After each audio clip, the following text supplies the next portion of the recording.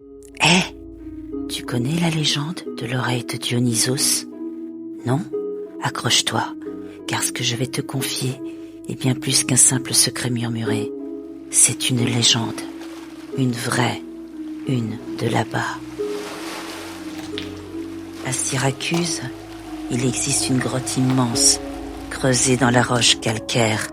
Son entrée ressemble à une oreille géante. On l'appelle l'orecchio di Dionisio, l'oreille de Dionysos. Mais ce nom ne vient pas du dieu du vin et de l'ivresse, non. Derrière lui, il y a l'ombre d'un tyran, Dénis l'Ancien, maître redouté de Syracuse, au IVe siècle avant Jésus-Christ.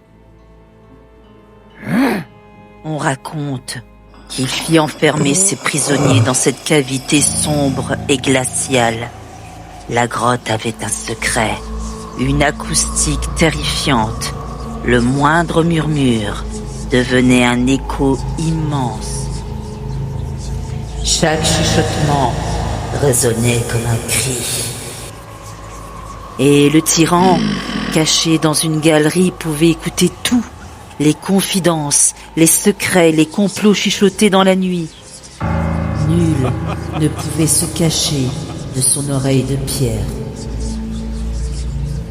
Et quand Dénis surprenait dans ses échos déformés un complot ou une insulte contre son pouvoir, le destin des prisonniers était scellé.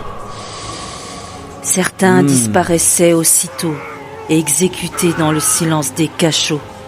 D'autres subissaient la torture, jusqu'à livrer encore plus de secrets. Beaucoup n'en sortaient jamais, condamnés à s'éteindre lentement, enfermés dans la pierre froide. Ainsi, l'oreille de Dionysos n'était pas seulement un piège à murmures.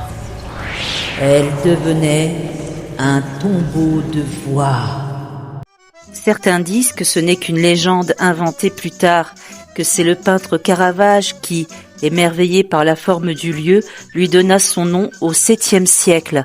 On raconte qu'il entra dans la grotte, parla à voix basse et que sa voix résonna si fort qu'il en resta bouleversé.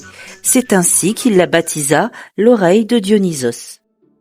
Mais quand tu entres dans cette grotte, que tu parles doucement et que ta voix se démultiplie dans les ténèbres comme un cœur invisible, tu comprends pourquoi cette histoire a traversé le temps.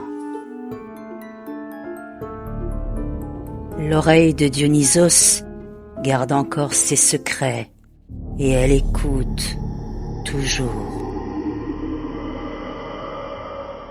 Et si toi aussi tu oses lui confier un mot, un secret, alors prends garde, car dans cette obscurité, rien ne disparaît jamais.